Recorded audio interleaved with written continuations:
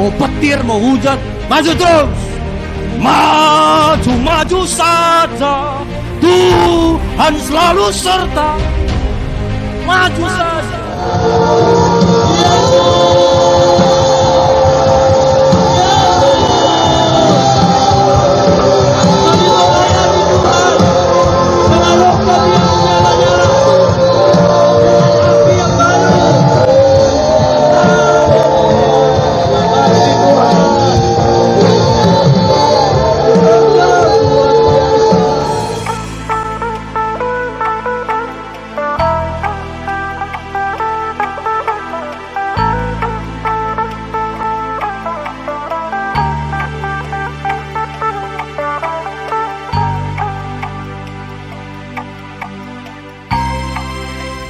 Hari ini kita akan mendengar firman Tuhan dari Matius pasal 5 mulai ayat 38 sampai 42. Matius pasal 5 ayat 38 sampai 42. Ini firman Tuhan yang lumayan berat untuk dilakukan. Kalau kita pernah dengar gigi ganti gigi, mata ganti mata, itu hari ini kita akan bahas firman Tuhan tentang itu. Matius pasal 5 ayat 38 mulai. Kamu telah mendengar firman, mata ganti mata, gigi ganti gigi. Tetapi aku berkata kepadamu, janganlah kamu melawan orang yang berbuat jahat kepadamu, melainkan siapapun yang menampar pipi kananmu, berilah juga kepadanya pipi kirimu. Dan kepada orang yang hendak mengadukan engkau karena mengingini bajumu, serahkanlah juga jubahmu. Dan siapapun yang memaksa engkau berjalan sejauh 1 mil, berjalanlah bersama dia sejauh 2 mil. Berilah kepada orang yang meminta kepadamu, dan janganlah menolak orang yang mau meminjam daripadamu. Ini adalah ayat-ayat yang berat. Tapi percayalah, kalau kita mengandalkan Tuhan, kita bisa melakukan setiap firman Tuhan. Banyak orang berpikir gigi ganti gigi, mata ganti mata, ini ayat yang Tuhan izinkan buat kita untuk membalas dendam. Itu adalah salah total, pemahaman yang salah total. Hari ini kita akan belajar apa maksudnya gigi ganti gigi, mata ganti mata. Saya kasih contoh, misalnya ada orang bapak-bapak bawa mobil, tiba-tiba ada satu mobil nyalip dia, sap gitu. Karena ada mobil dari depan juga, dia tiba-tiba kayak nyerempet gitu, tapi nggak kena ya. Tapi membuat bapak itu udah terkejut. Akhirnya panas dia, dikejarnya lagi mobil itu, dipepetnya lagi, lalu disalipnya lagi. Nggak cukup sampai di situ, udah di depan dia, direm-remnya, sengaja direm-remnya supaya yang tadi nyalip dia ngerem. Udah gitu disengajakannya lagi pelan-pelan kan, dipotong mobil yang tadi lagi. Gak tahan, dia ada kopi, lemparnya air kopi panas itu ke kaca si bapak. Sayangnya di mobil si bapak itu ada CCTV, jadi lengkap barang bukti, dan kejadian itu direkam. Dan akhirnya si bapak yang kehilangan kontrol tadi akhirnya berurusan sama polisi. Kenapa bapak ini tadi berurusan sama polisi? Karena ada orang menyalip, dia nggak tahan, disalipnya lagi, direm-remnya, udah gitu digas-gasnya, lalu disiramnya air kopi. Harusnya kalau gigi ganti gigi, mata ganti mata, kalau disalip orang kamu salip lagi dia, sudah selesai. Nah, itulah menurut firman Tuhan ini pemahamannya. Gigi ganti gigi artinya adil. Tapi jangan kita berpikir berarti Tuhan izinkan kita balas dendam. Tidak. Jelas itu di ayat sesudahnya, di ayat sebelumnya nanti kita akan baca, di mana Tuhan tidak pernah mengizinkan kita untuk membalas. Jadi maksudnya gigi ganti gigi itu satu hukum Tuhan yang adil, supaya kita tidak melakukan lebih dari yang dilakukan orang sama kita. Nah, hari ini kita akan belajar apa jadinya maksudnya ayat ini. Yang pertama, pembalasan bukan hak kita. Bilang kiri kanan, pembalasan bukan hak. Walaupun mungkin sudah cukup bukti bagi kita untuk membalas, tapi sekali lagi pembalasan bukan hak kita. Lihat ayat 39. Yang ayat 38 dulu. Kamu telah mendengar firman, mata ganti mata, gigi ganti gigi. Tapi aku berkata kepadamu, jangan kamu melawan orang yang berbuat jahat kepadamu, melainkan siapapun yang menampar pipi kananmu, berilah juga kepadanya pipi kirimu. Nah, dari sini banyak orang berpikir gitu tadi. Berarti saya bisa membalas gigi ganti gigi. Berarti saya bisa balas dendam. Berarti bisa saya simpan dendam. Salah. Jelas di ayat 39, Tuhan gak izinkan, jangan kau lawan orang yang buat jahat kepadamu. Jadi gak ada kesempatan peluang bagi kita balas, gak ada kesempatan peluang bagi kita dendam-dendam. Ayat 23 jelas ya. Di ayat sebelumnya Yesus sudah ngomong, Matius 5:23. Sebab itu jika engkau mempersembahkan persembahanmu di atas mezbah dan engkau teringat akan sesuatu yang ada dalam hati saudaramu terhadap engkau, tinggalkan persembahanmu itu di depan mezbah dan pergilah berdamai dulu dengan saudaramu, lalu kembali untuk mempersembahkan persembahanmu itu. Jadi firman Tuhan bilang, waktu kamu mau kasih persembahan, lalu tiba-tiba sepertinya Tuhan ingatkan, kau tadi sakiti kawan, kau sakiti suamimu, kau sakiti istrimu, kau sakiti anakmu. Firman Tuhan bilang, jangan kau persembahkan, pulang kau dulu ke rumah, berdamai dengan orang itu. Habis berdamai, jangan lupa kasih lagi persembahannya. Ya, ini kan jelas ini ya, baru kembali lagi kasih persembahannya. Nah, ini hanya satu cerita bagaimana kita itu perlu damai, nggak perlu dendam, nggak perlu balas. Bagi Tuhan gak ada tempat bagi kita untuk simpan dendam. Jadi sekalipun gigi ganti gigi, ingat pembalasan itu bukan hak kita. Kita gak akan pernah tahu apa yang kita lakukan itu pas sebanding dengan apa yang orang lakukan buat kita.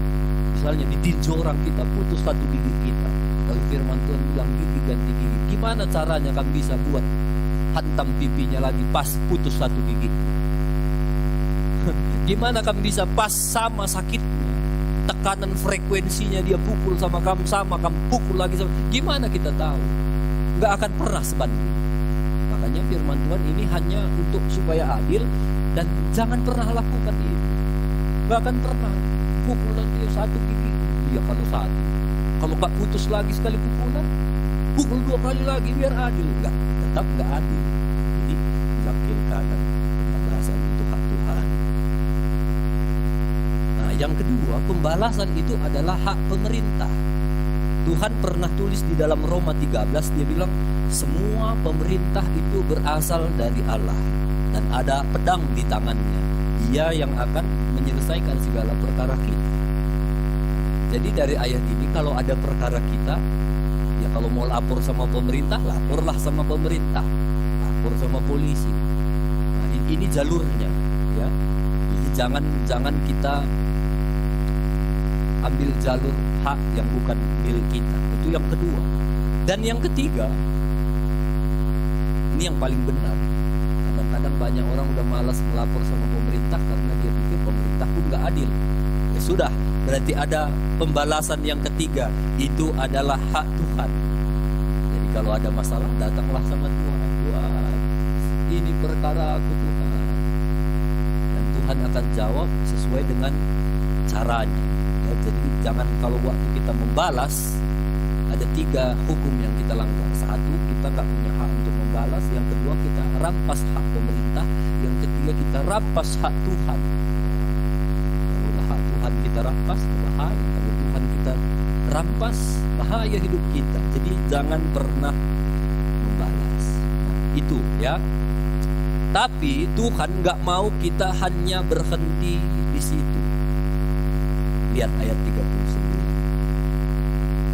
Aku berkata kepadamu, jangan kamu melawan orang yang berbuat jahat kepadamu, melainkan siapapun yang menampar pipi kananmu, berilah juga kepadanya pipi kirimu.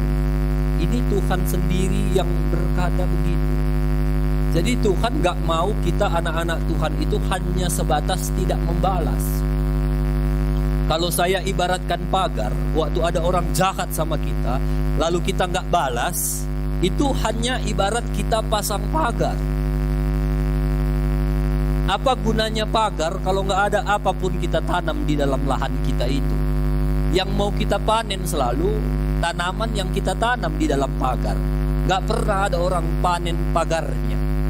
Kayak sekalian di Nagado ketiga kembang sepatu teman. Gak pernah itu.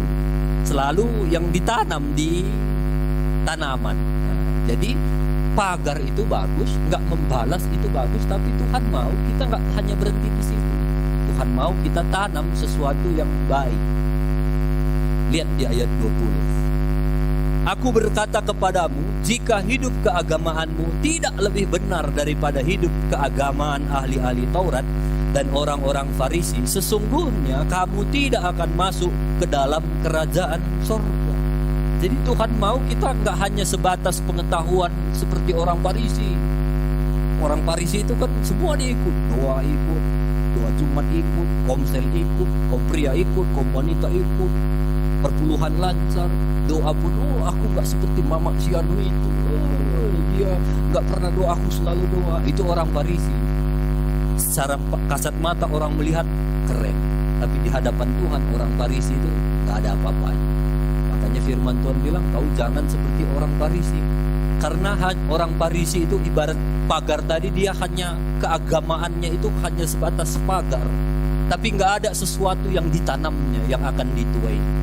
Jadi dia pagar saja, untuk tampilan luar saja. Dalamnya, Tuhan bilang kayak kuburan, kotor, bau, tulang belulang. Tuhan gak mau kita seperti orang Farisi yang walaupun pagar itu bagus, doa itu bagus, menyembah itu bagus, melayani itu bagus, tapi Tuhan mau ada maunya kita tanam di dalam tanah kita itu. Ya, jadi jangan balas dendam. Aku gak balas dendam, aku doakan saja dia. Lah kai sinuan nama taik ring. Cit dicit semua gitu. Nah, itu juga balas dendam. Walaupun gak ngomong tapi di hati dia tahu rasa dia, itu bukan bagian. Jadi kita perlu tanam buah itu tadi. Nah, buah apa yang kita perlu tanam? Kalau kita baca di ayat 39. Tapi aku berkata kepadamu, jangan kamu melawan orang yang berbuat jahat kepadamu, melainkan siapapun yang menampar pipi kananmu, berilah juga kepadanya pipi kirimu. Dari ayat ini ada satu buah yang perlu ada dalam hidup kita, yaitu sabar. Bilang kiri kanan, sabar. Jangan kamu melawan orang yang buat jahat. Orang udah jahat sama kita sabar.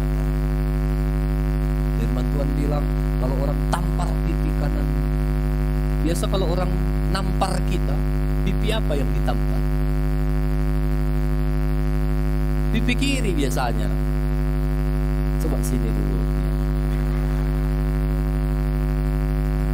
Ini manusia normal. Kalau ku tampar, wah, ini pipi apa? Kiri. Lalu kenapa firman Tuhan bilang kalau orang tampar pipi kanan? Kalau saya kadal, kalau kadal kan tangan kanan, kalau kidal kan tangan kiri ya. Kidal, kadal. Misalnya saya tangan kanan, ini normalnya saya akan pukul pipi kiri. Biasanya orang kidal, tapi kenapa firman Tuhan bilang kiri? Kalau ditampar pipi kirimu, kasih pipi kanan. Di zaman Yesus, orang-orang Kristen, orang-orang yang percaya kepada Yesus, yang selalu ditekan, kalau mereka salah misalnya atau dipersalahkan, itu suka ditampar. Tamparnya nggak kayak gitu, tapi tamparnya gini, pakai telapak kaki. Makanya yang kena kanan. Jadi firman Tuhan bilang kalau ada yang artinya gini, kalau dipukul orang kau karena aku, nggak apa-apa, kasih pipi kanan. Kasih pipi kananmu juga, ini bukan maksudnya tampar orang, nah gitu, bukan gitu. Ini Yesus yang bilang, tapi Yesus sendiri waktu dia mau disalib ditampar juga dia kan, nggak dibilangnya noh gitu, enggak. Jadi kita juga harus bijak ya, jangan ditampar noh sedenari bagi kata di mata, bukan gitu maksudnya. Datang pula ke sini, dah om ya, aku bikin khotbah dulu ini gara-gara khotbah. Biru duanya om. Gak gitu juga ya. Jadi kalaupun ada orang yang menghina kamu, tampar kamu karena aku, jangan lawan. Dia bilang sabar, sabar. Yuk pegang semua dadanya, sabar. Laki-laki itu bisa dilihat dia sabar atau enggak, kelihatan dari dada. Kalau banyak bulunya, nggak sabar itu. Kalau udah habis bulu dadanya karena keseringan digini, sabar. Enggak lah ini hanya humor ya.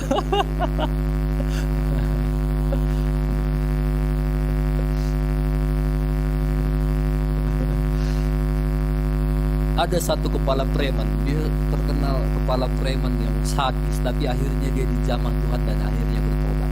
Satu kali dia main basket sama teman-temannya, ada yang sudah bertobat, ada yang belum. Yang belum ini mau tes dia. Dia bola basket dihantamkannya sengaja ke kepala preman itu.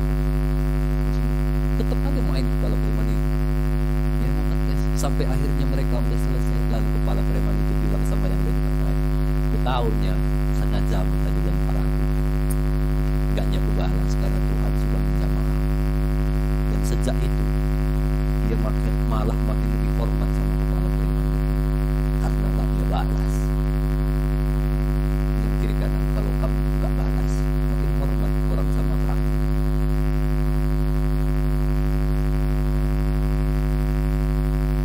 Kalau kita balas, ada orang misalnya kita ngisi air ini kan, air pun susah bila rumah. Ada dia isinya jerigennya semua di sini.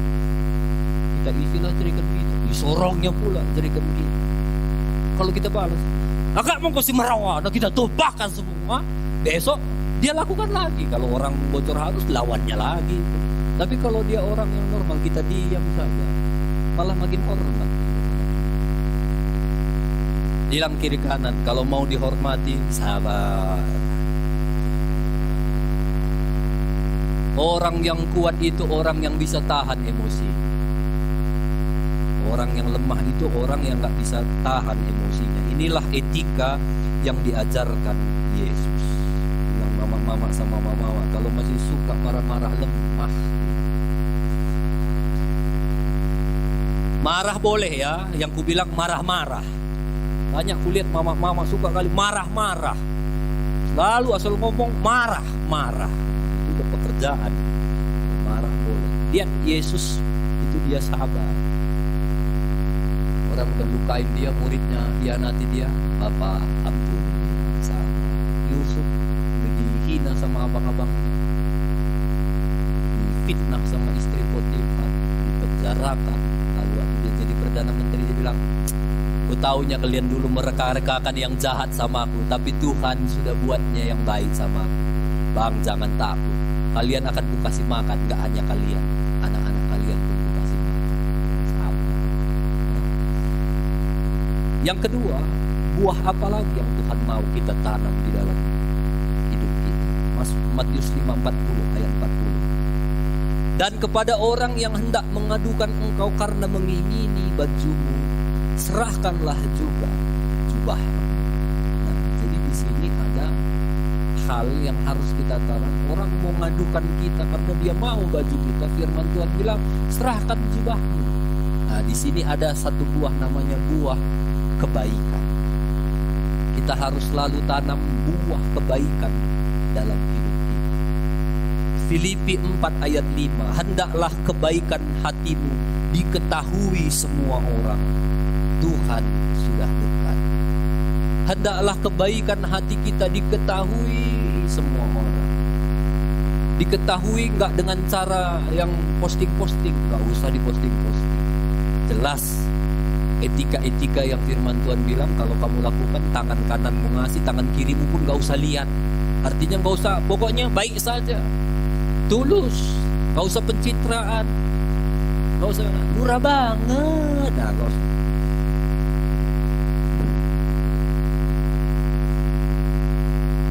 Biarlah di hari-hari terakhir ini kita dikenal dengan orang-orang yang baik hati. Di pekerjaan kamu dikenal orang yang baik hati. Di gereja kamu dikenal dengan orang yang baik hati. Ada kebaikan-kebaikan lu yang akan selalu diingat. Saya kemarin waktu ke Batam, saya dari sini pun berangkat, saya berdoa dalam hati, Tuhan, aku mau berangkat berkati perjalananku, dan Tuhan pertemukan aku dengan orang-orang yang perlu kutolong. Banyak, akhirnya sampai di bandara banyak aku ketemu orang-orang tua yang mungkin dia jarang atau gak pernah naik pesawat. Ini gimana ini sebulan, kemana? Oh ya, ini coba lihat tiketnya, oh ini gerbang bukan di sini, ini gerbang 8 itu harus nunggunya di sana.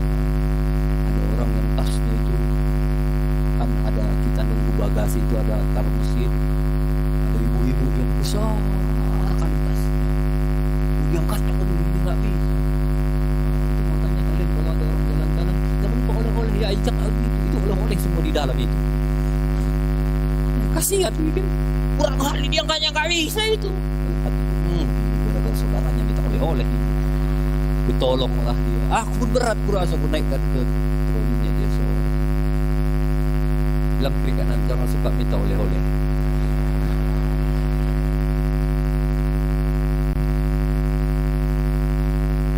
Dimanapun kita bisa tolong orang, dimanapun, dan banyak orang sekali yang perlu ditolong. Biarlah buah itu keluar dari hati kita. Yang ketiga, buah yang harus selalu kita pupuk, ayat Matius 5:41. Dan siapapun yang memaksa engkau berjalan sejauh 1 mil, berjalanlah bersama dia sejauh 2 mil. Jadi kata Tuhan, kalau ada orang paksa kau jalan 1 mil, jalan sama dia 2 mil. Waktu itu bangsa Israel dijajah sama bangsa Romawi. Ada satu peraturan, orang Romawi itu bisa suruh siapa saja yang dia mau. Pokoknya disuruh 1 mil wajib ikut. Kalau misalnya pasukan Romawi udah capek bawa tas, sini kau, siapa saja orang Israel, sini kau, bawa dulu tas ini lah. Wajib dia bawa 1 mil. Setelah 1 mil dia bisa lepaskan, udah 1 mil bapak, nah, dia bebas. Makanya kalau kita ingat cerita Yesus yang waktu bawa salib, Yesus sudah jatuh, lalu pasukan Romawi, sini kau Simon dari Kirene, pikul salibnya. Dia nggak ngelawan karena itu udah aturan. Nah firman Tuhan bilang, kalau ada orang yang paksa kau jalan 1 mil, jalan sama dia 2 mil. Artinya di sini butuh kerendahan hati. Kalau ada orang paksa kita nggak mau, nggak rendah hati, nggak akan bisa kita lakukan. Jadi buah yang ketiga yang perlu kita tanam dan kita pupuki, rendah hati. Jadi kalau kita dipaksa jalan 1 mil, jalanlah dengan sukacita. Karena ngedumel pun kita sama aja, tetap nggak dapat upah. Tapi kalau firman Tuhan bilang, kalau dipaksa 1 mil, jalan kau dengan sukacita, jalan 2 mil dengan sukacita, walaupun capek, kau akan dapat upah dari Tuhan.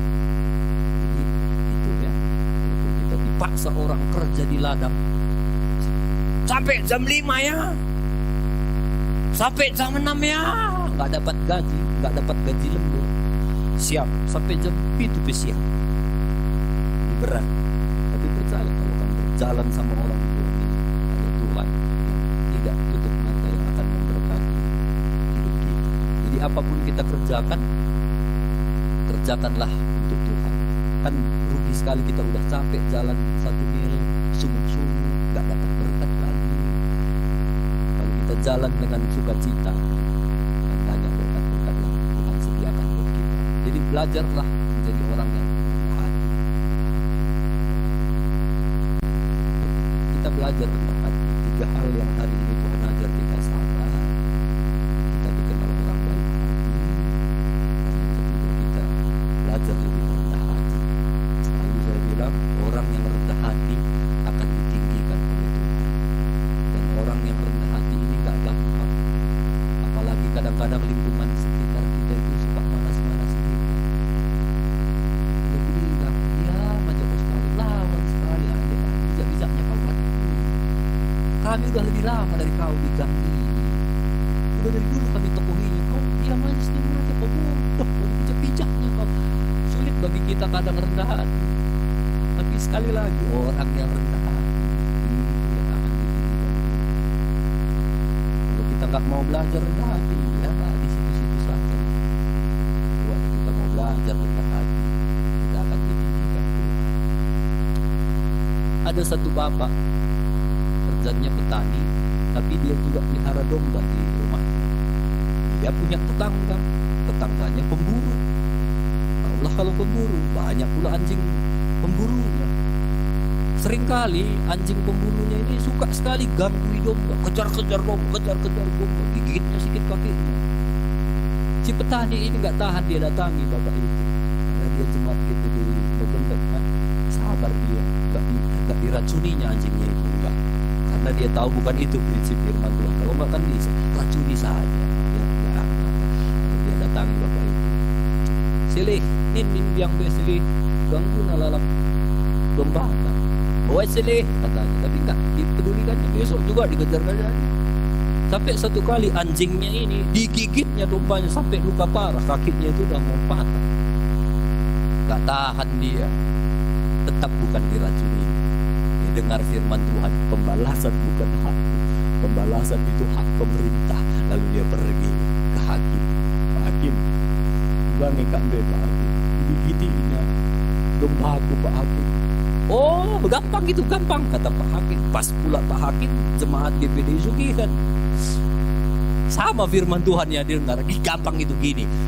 Menurut undang-undang saya udah tahu undang-undangnya itu. Pasal sekian, pasal udahlah gampang, masuknya anak itu nanti ke penjara. Gampang. Nah, gitu ya. Tapi ada tapinya. Apa Pak Hakim? Tapi waktu dia nanti masuk penjara, dihukum mungkin beberapa tahun, kamu akan kehilangan satu saudara dan kamu akan dapat satu musuh dalam hidup. Nah, di mana kira-kira? Juga ya. Satu sisi dia harus dikasih tahu, tapi satu sisi kalau dia di penjara, dia akan jadi musuhku. Gini, atau kamu dengar solusi yang kedua, kata Pak Hakim. Lalu dia kasih satu solusi. Iya ya. Yalah, aku coba yang solusi kedua saja Pak Hakim. Lalu dia pergi ke rumah. Dia ambil satu anak dombanya yang paling gemuk, lalu diantar ke rumah tetangganya itu. Silih, ini ada anak domba kita Silih. Ku dengar selalu anak du nangis beli domba katanya. Udah ini Silih, ini anakku. Pelihara domba ini anakku. Terkejut si Silih. Bujur ya Silih, bujur. Setelah dia bilang terima kasih, kan ada anjing, kan suka digangguinya anak domba itu. Akhirnya karena suka diganggunya, dibuat Silih tadilah kerangkeng untuk anjing. Akhirnya anak dombanya pun bertumbuh besar, anak dombanya pun aman. Nggak hanya itu, setiap Silih ini berburu, datang bawa babi, kasihnya setengah. Enda Silih hasil berburu.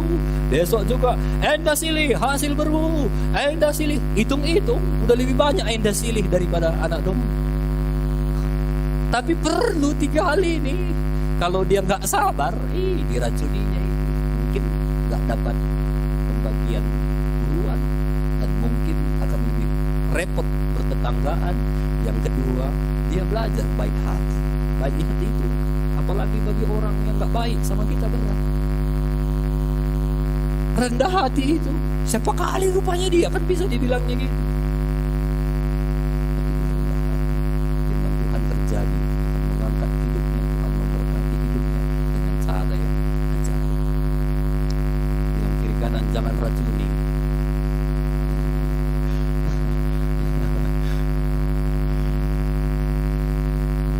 Mungkin kita kan ladang-ladang, ada anjing orang yang ke ladang kita, ada ayam orang yang ke pekarangan kita. Kemarin istriku baru beli baju, dijemur, jatuh bajunya, digigiti si Poki. Aduh, bilang sama istriku, mengampuni mah.